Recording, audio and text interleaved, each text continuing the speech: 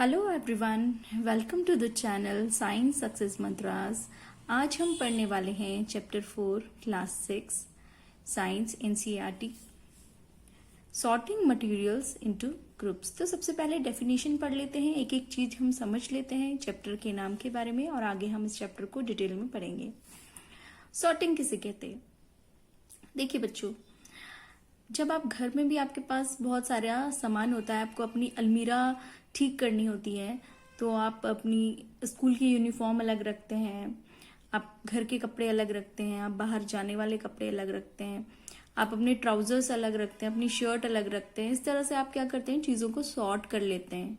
ठीक है, यानी कि सेपरेट कर लेते हैं अलग अलग चीजों को। क्यों अलग अलग कर लेते हैं? ताकि आपको जब वो चीजें चाहिए हो आपका काम इजी हो जाए, उसी को हम सॉर्टिंग कहते हैं। ठीक है, so sorting is a process of separating different objects according to their usage. It is known as sorting. देखिए, अगर आपके पास कपड़े हैं, आपके पास फ्रूट्स है और डिफरेंट शेप्स आपके पास हैं, ठीक है, तो इनको आप अलग अलग जगह, कपड़ों को आप अलग रखेंगे, फ्रूट्स को अलग रखेंगे और डिफरेंट शेप्स अगर हैं तो उनको आप अलग करेंगे। इस प्रोसेस को ही हम सॉर्टिंग करते हैं, कहते हैं कि अलग अलग चीजों को उनके यूज के अकॉर्डिंग अलग अलग जगह पे रखना। Second, what is object? Object किसे कहते हैं? आप कोई भी चीज, जैसे मान लीजिए मेरे हाथ में ये पेन है, ये नोटबुक है, आपके पास कोई बुक है, आप जिस रूम में हैं ऊपर आप देखेंगे तो वहां पर पंखा है। तो ये सब चीज जिन्हें हम देख सकते हैं या हम टच कर सकते हैं, इन्हें हम ऑब्जेक्ट कहते हैं। Now moving towards what is material. Material is a substance और mixture of substances that constitute an object. कोई भी ऑब्जेक्ट जिस चीज से बना हो उसे हम मटेरियल कहते हैं। जैसे पेंसिल वुड की बनी है, लेड होता है उसमें पेंसिल में, है ना, उसे हम लिखते हैं लेड। एंड जो बाहर का मटेरियल है वो किससे बना होता है? वुड का बना होता है। अब ग्रुप किसे कहते हैं हम? ये चैप्टर हमारा है सॉर्टिंग मटेरियल इनटू ग्रुप। हमें ये तो पता लग गया सॉर्ट करना यानी कि अलग अलग चीजों को उनके यूजेज के अकॉर्डिंग अलग अलग जगह पर रख देना, इतना हमें समझ में आ गया सॉर्ट करना। मटेरियल भी हमें पता लग गया कि कोई भी जो ऑब्जेक्ट है वो डिफरेंट मटेरियल्स का बना हो सकता है, जैसे कि वुड एक मटेरियल है, प्लास्टिक एक मटेरियल है। अब ग्रुप किसे कहते हैं?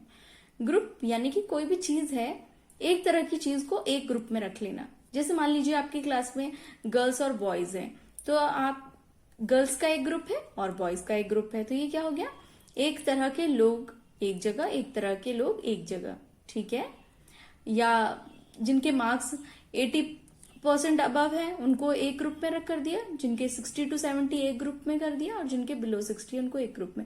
तो क्या किया, या तो कलेक्ट कर लिया हमने लोगों को, ठीक है, उनकी क्वालिटीज के अकॉर्डिंग एक ग्रुप में रख लिया, या फिर चीजों को ग्रुप में रखना, जैसे कि शेप्स हैं उनको एक ग्रुप में रख दिया, फ्रूट है उनको एक ग्रुप में रख दिया। आप लाइब्रेरी जाते हैं तो आपको मान लीजिए आपको पढ़नी है क्लास 6 की बुक, तो आप लाइब्रेरी के सेक्शन में देखेंगे जहां 6 की बुक्स रखी होंगी, और स्पेशली साइंस की देखनी है तो साइंस के सेक्शन में देखेंगे, क्योंकि उनको वहीं पर ग्रुप किया हुआ है, रखा हुआ है। एक तरह की चीजों को एक जगह पर रखना, उनको एक जगह पर कलेक्ट कर लेना ग्रुपिंग कहलाती है। ठीक है, आप ग्रोसरी का सामान लेने भी जाते हैं, कई बार मॉल्स में जाते हैं तो आपको खाने पीने का सामान एक जगह मिलता है ना, ग्रोसरी का जो आइटम है उसमें खाने पीने का एक जगह मिलेगा आपको, यूटेंसिल्स अलग जगह मिलेंगी और जो हाउस होल्ड की अदर चीजें हैं वो अदर जगह आपको मिलेंगी। ठीक है, तो इस तरह ग्रुपिंग करना यूजफुल कर देता है, हमारा टाइम बचा देता है, और हम उस ग्रुप में जिस ग्रुप की हमें जरूरत है उससे रिलेटेड हम लोगों से मिल सकते हैं, उससे रिलेटेड, ग्रुप से रिलेटेड जो भी चीजें हैं वहां पर हम देख सकते हैं। चलिए आगे हम लिस्ट बना सकते हैं कुछ ऑब्जेक्ट्स की, और हम देख सकते हैं वो ऑब्जेक्ट किन किन मटेरियल से बना है। कोई एक ऑब्जेक्ट कोई एक मटेरियल से भी बना हो सकता है और एक ऑब्जेक्ट एक से ज्यादा मटेरियल से भी बना हो सकता है। जैसे टॉयज, आपके वुड के टॉयज होते हैं, वुडन टॉयज से आप खेलते हो, ठीक है।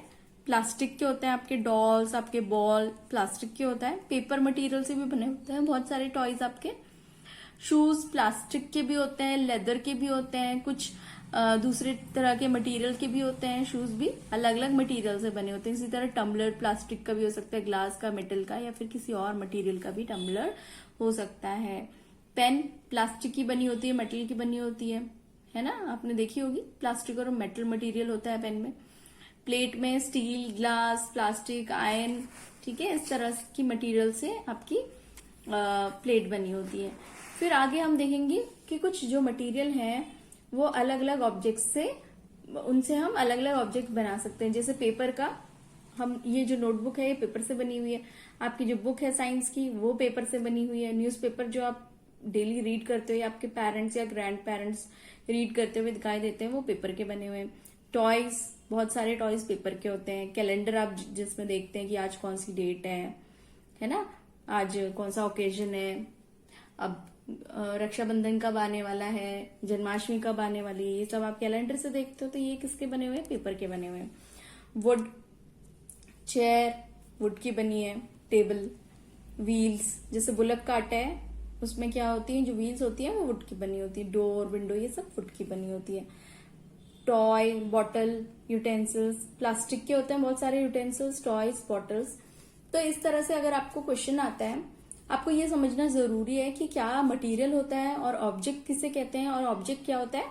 ऑब्जेक्ट मटेरियल से मिलके बना होता है, तो वो एक मटेरियल से भी बना हो सकता है और बहुत सारे मटेरियल से भी बना हो सकता है। जैसे ये पेन है, ये पेन प्लास्टिक की भी है और इसमें मेटल भी लगा हुआ है। ये देखिए यहाँ पर मेटल लगा है, ये निब जो है इसकी मेटल की है, और ये जो और पोर्शन है इसका ये प्लास्टिक का बना हुआ है। तो आपका कोई भी ऑब्जेक्ट, जैसे ये पेन, ठीक है, कोई भी ऑब्जेक्ट एक मटेरियल से भी बना हो सकता है और एक से ज्यादा मटेरियल से भी बना हो सकता है।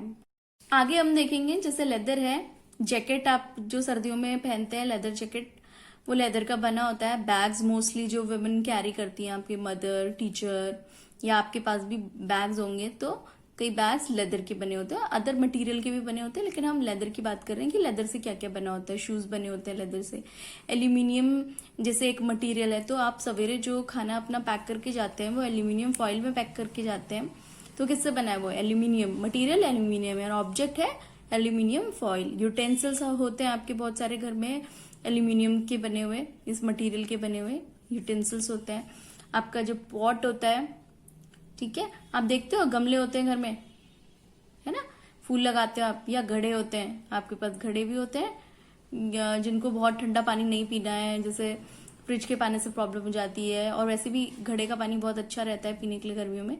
तो कैसे होते हैं? मिट्टी के घड़े होते हैं, सॉइल के। तो आपका मटेरियल क्या है? सॉइल, और ऑब्जेक्ट है घड़ा, पिक्चर, ठीक है, पॉट्स, ये सब सॉइल के बने होते हैं। तो इस तरह से आप बच्चों, अगर आपको सॉर्टिंग करने के लिए दी जाए तो आप कर सकते हो, शेप के अकॉर्डिंग सॉर्टिंग कर सकते हो, कई सारी चीजों, और भी कई सारी हमारी प्रॉपर्टी है उसके अकॉर्डिंग हम सॉर्टिंग कर सकते हैं। मटेरियल्स की हम प्रॉपर्टी पढ़ लेते हैं।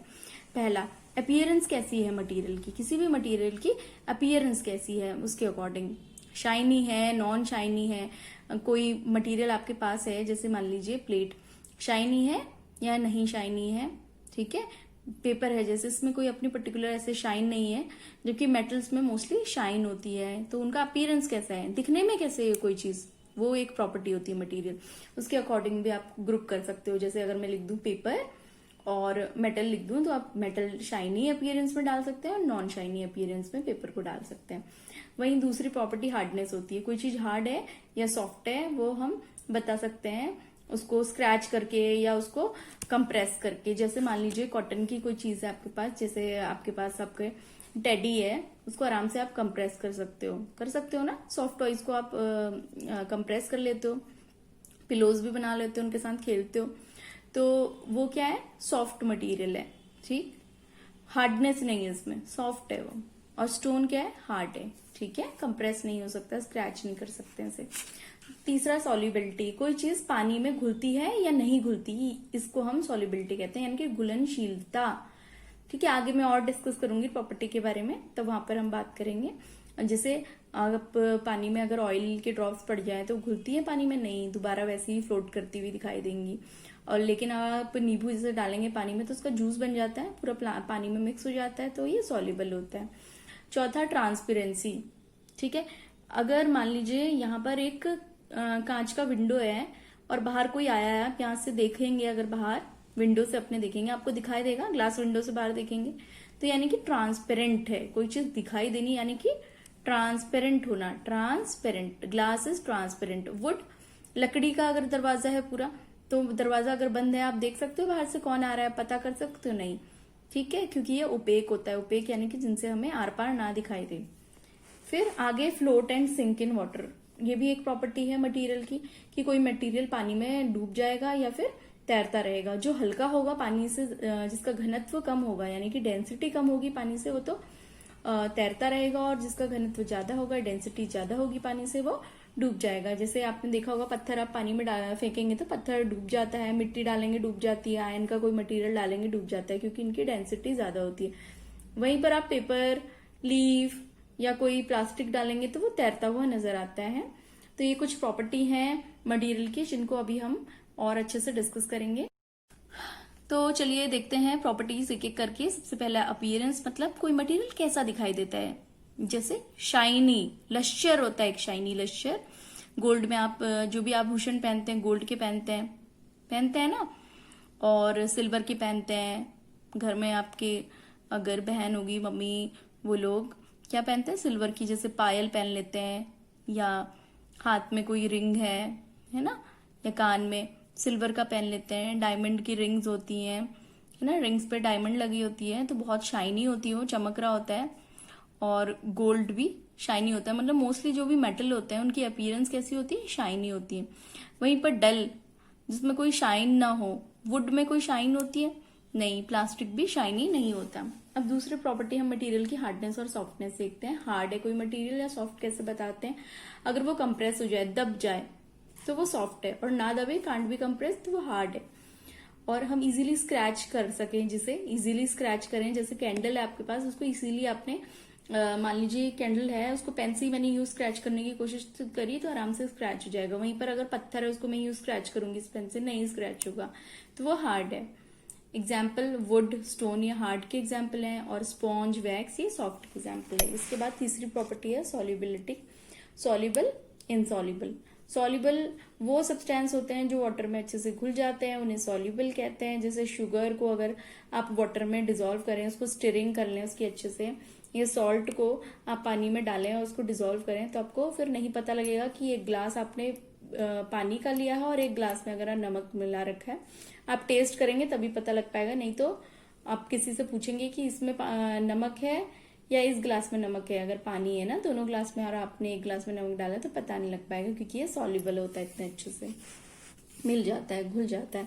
वहीं अघुलनशील, इनसॉल्युबल, जो सॉल्युबल नहीं होते वो सब्सटेंस वाटर में नहीं मिलते। जैसे ऑयल है, ऑयल की ड्रॉप्स आप कितना भी घोलेंगे फिर पानी के ऊपर तैरती नजर आएंगी। सैंड आपका एक तरफ बैठ जाएगा पानी में, ठीक है, लेकिन वो मिलेगा नहीं, घुलेगा नहीं, ठीक है, इसे इनसॉल्युबल कहते हैं। अब ऐसी आप बुक में देख के लिस्ट बना सकते हैं, एक छोटी सी लिस्ट मैंने बनाई हुई है कुछ मटेरियल की, वो सॉल्युबल हैं या नहीं सॉल्युबल हैं। जैसे शुगर सॉल्युबल होता है, सॉल्ट सॉल्युबल होता है, सैंड, सॉइल सॉल्युबल नहीं होती। चौक पाउडर स्कूल में आप जैसे देखते हैं चौक से लिखते हैं आपके टीचर, तो उसको अगर उठा के आप पानी में डालेंगे वो भी सॉल्युबल नहीं होता। डस्ट सॉल्युबल नहीं होती, विनेगर सॉल्युबल है, लाइम जूस सॉल्युबल है, ऑयल भी सॉल्युबल नहीं होता। आप ये करके भी देख सकते हैं, एग्जाम्पल ऐसा खुद से करके आप देख सकते हैं। फोर्थ प्रॉपर्टी है फ्लोट या सिंक कर सकती है कोई चीज वाटर में या नहीं, वो डिपेंड करती है डेंसिटी पे।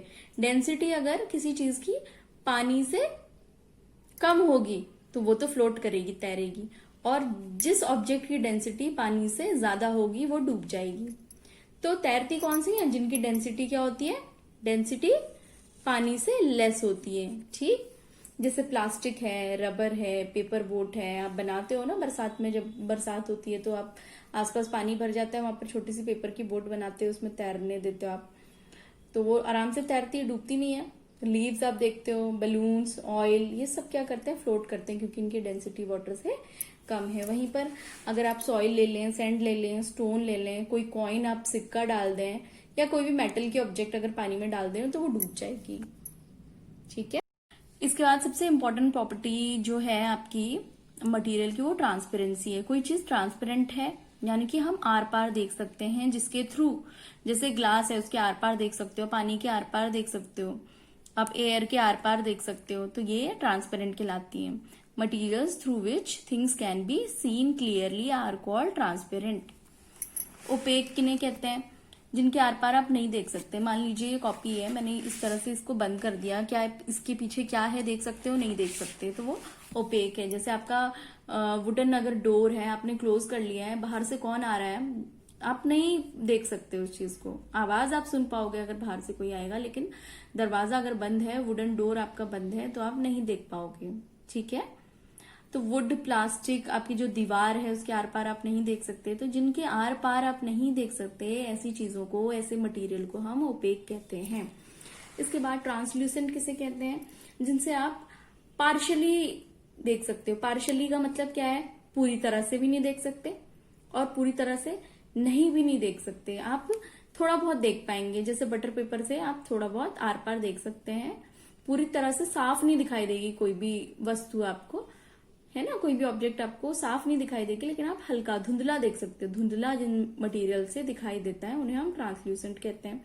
जैसे आप मान लीजिए आपके पास पेपर है, आपके सर में अगर हल्का सा तेल है, इसमें घिस दो, इसके आर पार भी आपको चीजें दिखने लगेंगी, उन्हें हम ट्रांसल्यूसेंट कहते हैं ऐसे मटेरियल्स को।